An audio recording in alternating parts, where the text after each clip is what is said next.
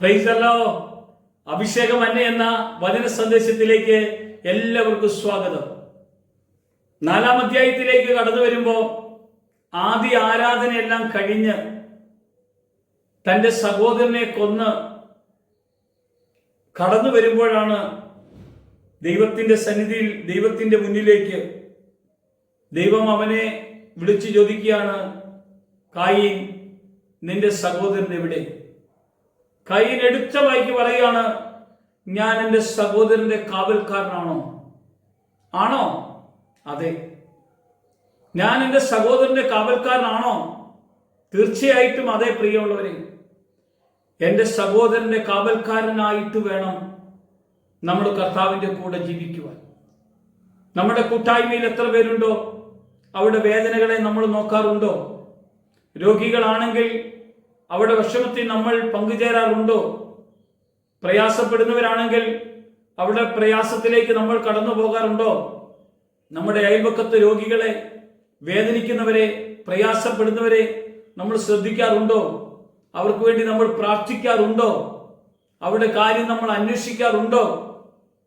ഇവിടെയാ നിന്റെ സഹോദരൻ എവിടെ? എന്നെ അറിയാതെ,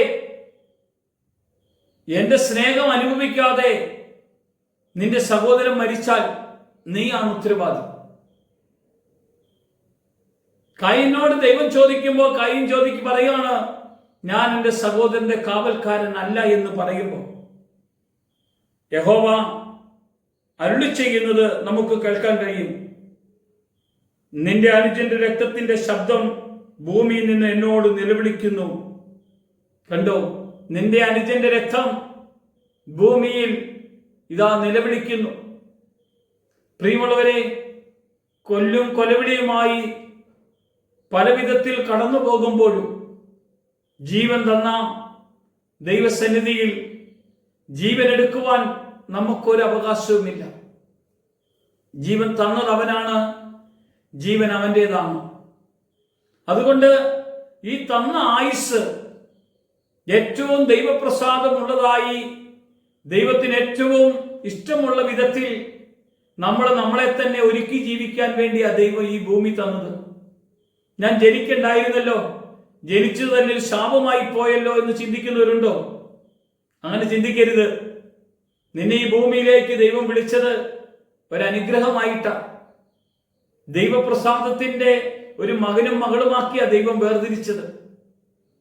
നമ്മുടെ സഹോദരന്റെ കാവൽക്കാരനൊക്കെ ആക്കിയാ നമ്മളെ മാറ്റിയത്. സഹോദരനോട് ഒരു യോജിപ്പില്ലാതെ മിണ്ടാത്ത എത്രയോ ഭവനങ്ങളുണ്ട്, ഐക്യതയില്ലാത്ത എത്രയോ കുടുംബമുണ്ട്, എത്രയോ ജീവിത സാഹചര്യങ്ങളുണ്ട്.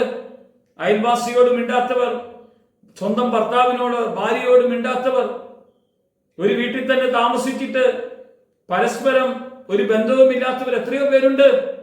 അവരോടാണ് കർത്താവ് ഈ ശബ്ദം, അവരുടെ കാതുകളിലേക്കാണ് കർത്താവ് ഇത് മന്ത്രിക്കുന്നത്.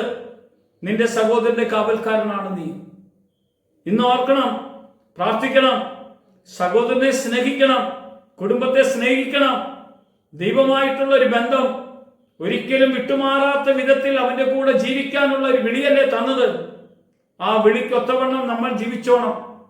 ഇല്ലെങ്കിൽ നമ്മൾ ഇന്ന് പരാജിതനായി പോകും. കാരണം കർത്താവ് പറയാണ്, ഇതാ അവന്റെ രക്തം, നിന്റെ അനുജന്റെ രക്തത്തിന്റെ ശബ്ദം ഭൂമിയിൽ നിന്ന് എന്നോട് നിലവിളിക്കുന്നു.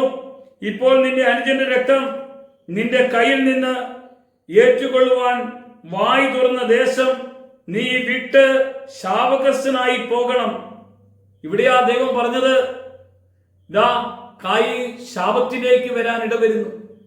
ശാപബന്ധനത്തിൽ നിന്ന് കായീൻ പേടിച്ച് ഭയന്നുപോയി. എല്ലാവരും അവനെ ഇനി ദ്രോഹിക്കുമെന്ന് അവൻ ഭയപ്പെട്ടു. ദൈവം പറഞ്ഞു, നിന്നെ ആരും ദ്രോഹിക്കുകയില്ല, ഞാൻ നിന്നെ പരിപാലിക്കും. നീ നിന്റെ തെറ്റ് തിരുത്തി, നീ നിന്റെ തെറ്റിനെ മനസ്സിലാക്കി, നീ കർത്താവിന്റെ കൂടെ വരണമെന്നുള്ള ഒരു ദൈവിക ചിന്ത അവന്റെ ഹൃദയത്തിൽ കിട്ടി. അങ്ങനെ അവൻ ജീവിക്കാൻ ദൈവം ഇടയാക്കിയെങ്കിൽ എത്ര മനോഹരമായിരുന്നു. നമുക്ക് ഈ വചന സന്ദേശം കേൾക്കുമ്പോൾ നമ്മുടെ ജീവിതത്തില്, നമ്മുടെ ഭവനത്തില്, നമ്മുടെ ബന്ധുക്കളില്, നമ്മുടെ സഭയിൽ ഇങ്ങനെ സാഹചര്യമുണ്ടെങ്കിൽ നമുക്ക് അവർക്ക് വേണ്ടി പ്രാർത്ഥിക്കാം. ഒരു നിമിഷം കർത്താവേ, മഹാപരിശുദ്ധനായവനെ, നിന്റെ ആ കരുണാസ്നേഹം സഹോദരനെ സഹോദരനായി തിരിച്ചറിയാൻ കർത്താവിന്റെ ആത്മാവിന്റെ വലിയ കൃപയും അഭിഷേകവും കൊടുക്കുക. വേദനിക്കുന്നവന്റെ വേദനയെ കണ്ട് അവരെ സഹായിക്കുവാനും ആശ്വസിപ്പിക്കുവാനും പ്രാർത്ഥിക്കാനും ദൈവകരത്താൽ അവർക്ക് എപ്പോഴും ദൈവത്തിന്റെ സംരക്ഷണം ഉണ്ടാകട്ടെ. കർത്താവ് മഹത്വം എടുക്കട്ടെ. യേശുവിന്റെ നാമത്തിൽ തന്നെ. ആമേൻ.